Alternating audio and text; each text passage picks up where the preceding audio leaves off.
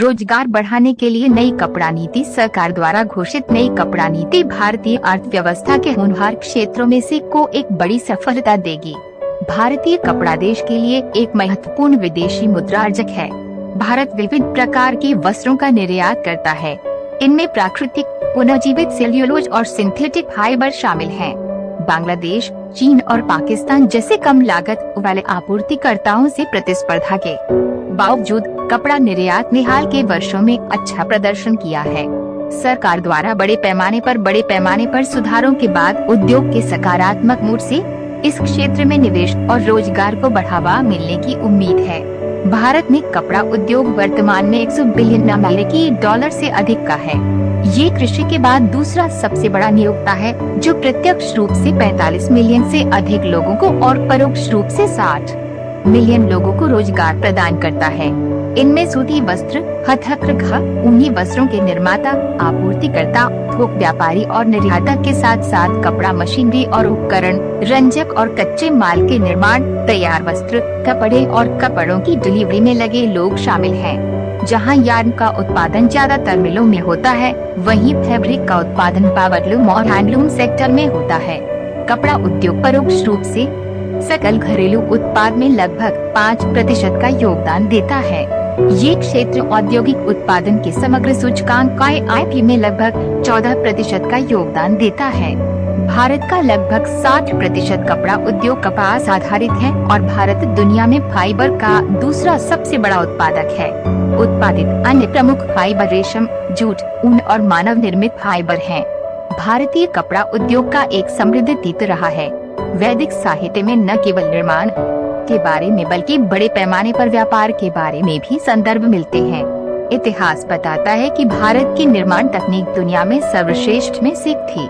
उपनिवेशीकरण से पहले भारत की मैन्युअल रूप से संचालित कपड़ा मशीनें दुनिया में सबसे अच्छी थीं। भारत की मशीनों और प्रौद्योगिकी ने ब्रिटेन और जर्मनी जैसे नए औद्योगिक देशों में शुरुआती कपड़ा मशीनों के उत्पादन के लिए एक मॉडल के रूप में काम किया। भारत में कपड़ा उद्योग कच्चे माल से तैयार उत्पादों तक लंबवत रूप से एकीकृत है, जो फाइबर से लेकर खुदरा तक है। भारत सरकार प्रौद्योगिकी उन्नयन कोष योजना (TFIs) जैसे विभिन्न कार्यक्रमों के तहत इस क्षेत्र को उदार सहायता प्रदान कर रही है। टफ्स की स्थापना के बाद से रुपए से अधिक का निवेश। इस क्षेत्र में 31 मार्च 2014 तक 2,50,000 करोड़ रुपए और सब्सिडी के लिए 18,579.40 करोड़ रुपए जारी किए जा चुके हैं।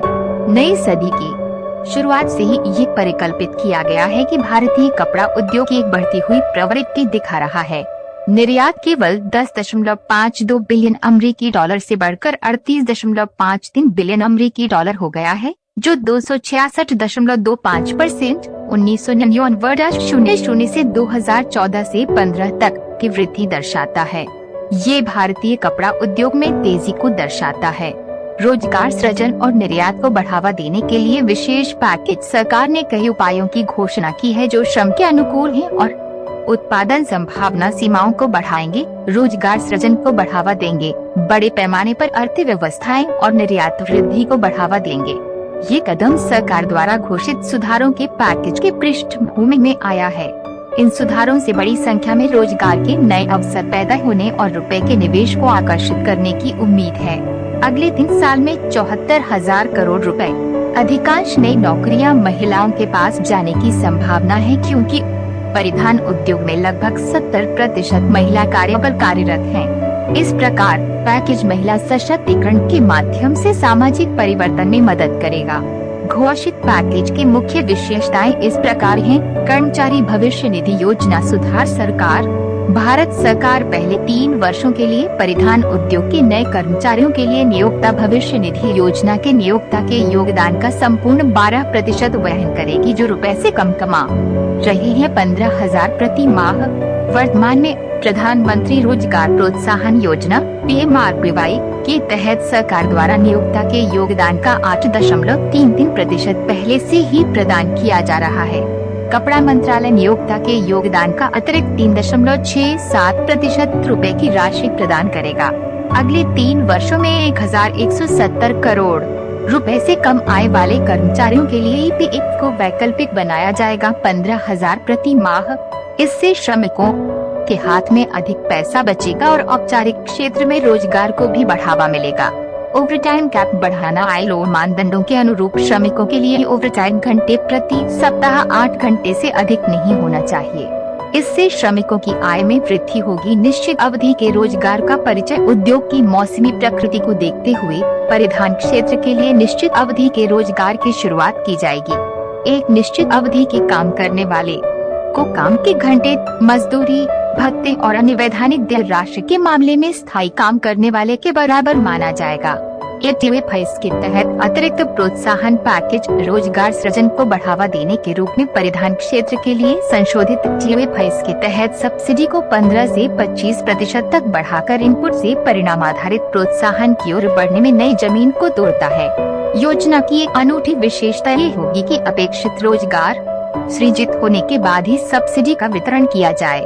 बढ़ी हुई ड्यूटी ड्रॉबैक कवरेज अपनी तरह के पहले कदम में राज्य लेवी को वापस करने के लिए एक नई योजना शुरू की जाएगी जो अब तक वापस नहीं की गई थी। इस कदम से सरकारी खजाने पर 5,500 करोड़ रुपए खर्च होने की उम्मीद है, लेकिन इससे विदेशी बाजारों में भारतीय निर्यात की प्रतिस्पर्धात्मकता को काफी बढ़ावा मिलेगा।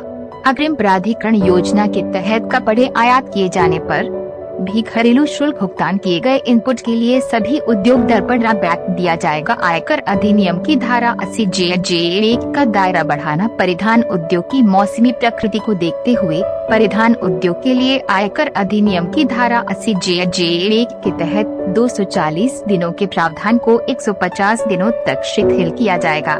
कच्चे माल और मानव कौशल की एक सुनिश्चित आपूर्ति के निहित लाभों से संपन्न उद्योग को बड़ी धमाकेदार सुविधा दुनिया के बराबर प्रौद्योगिकी के उन्नयन के मामले में आमूलचूल परिवर्तन लाने वाली है। कोर सेक्टर में निवेश और उद्योग के आधुनिकीकरण से अंतर्राष्ट्रीय बाजार में इसकी प्रतिस्पर्धात्मकता बढ़ेगी और देश के उत्पादन, निर्यात और रोजगार में वृद्धि होगी। वैश्विक बाजार की जरूरतों को पूरा करने के लिए बढ़ती संख्या में इकाइयां मूल्यवर्धन में प्रवेश करेंगी। सुधारों से उद्योग को न केवल कीमत के मामले में बल्कि गुणवत्ता के मामले में भी विश्व स्तर पर प्रतिस्पर्धी बनने में मदद मिलेगी, क्योंकि किए गए उपाय कुछ प्रमुख बाधाओं को दूर करेंगे जो लंबे समय से उद्योग को पीछे खींच रहे थे। परिणाम आने वाले समय में निवेश, रोजगार और निर्यात में वृद्धि के साथ दिखाई देंगे। शुल्क वापसी की गणना में राज्य स्तरीय करों को शामिल करना निर्माताओं और निर्यातकों के लिए एक महत्वपूर्ण सफलता है। इसने उद्योग की लंबे समय से चली आ रही मांग को संबोधित किया है। परिधान क्षेत्र के लिए बढ़ी हुई 10% अतिरिक्त टीएफएस सब्सिडी इस क्षेत्र को अत्याधुनिक बुनियादी ढांचे को अपनाने, आधुनिकीकरण और उत्पादन बढ़ाने के अलावा युवाओं के लिए अतिरिक्त रोजगार के अवसर पैदा करने के लिए प्रोत्साहित करेगी।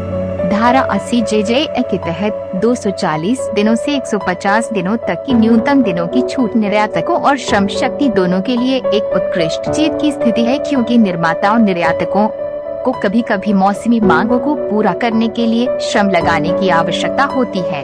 इसके अलावा उन लोगों के लिए कर्मचारियों के योगदान से छूट जो रुपए तक का वेतन प्राप्त कर रहे हैं 15,000 और नियोक्ता के बदले सरकार द्वारा योगदान श्रमिकों को असंगठित क्षेत्र से संगठित क्षेत्र में स्थानांतरित करने की सुविधा प्रदान करेगा, जिससे वे सरकार द्वारा श्रम कल्याण के उद्देश्य से दिए गए विभिन्न लाभों के लिए पात्र होंगे।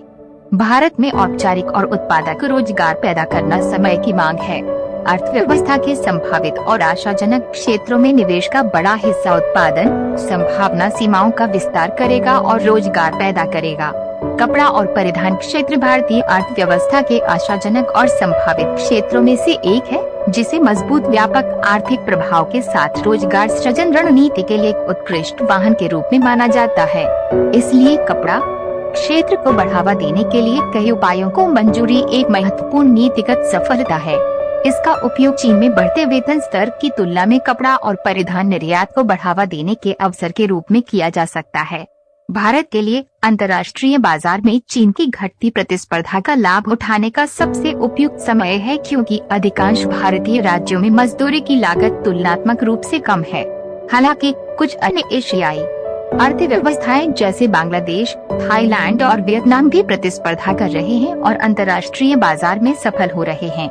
इसलिए हमें अंतर्राष्ट्रीय बाजार में खोई हुई प्रतिस्पर्धा को फिर से हासिल करने के लिए तेजी से आगे बढ़ना होगा। घरेलू मोर्चे पर हमें प्रतिस्पर्धी बनने के लिए अपनी उत्पादकता बढ़ाने की जरूरत है। इसलिए लचीले श्रम सुधार इस क्षेत्र के लिए महत्वपूर्ण होंगे, क्योंकि उद्योग अत्यधिक श्रम प्रधान है। इसके अलावा भारत उन्नत अर्थव्यवस्थाओं के बाजारों तक पहुंचने के लिए भारी शुल्क का भुगतान कर रहा है, जहां गंतव्य अर्थव्यवस्थाओं के साथ कोई मुक्त व्यापार समझौता नहीं किया गया है। इसलिए उन बाजारों में पहुंच हासिल करने के लिए हमें आगे बढ़ने के लिए मुक्त व्यापार समझौतों पर हस्ताक्षर करने पर ध्यान देने की जरूरत है। बहुत बहुत धन्यवाद। ऐसे टेक्सटाइल से जुड़ी अधिक जानकारी के लिए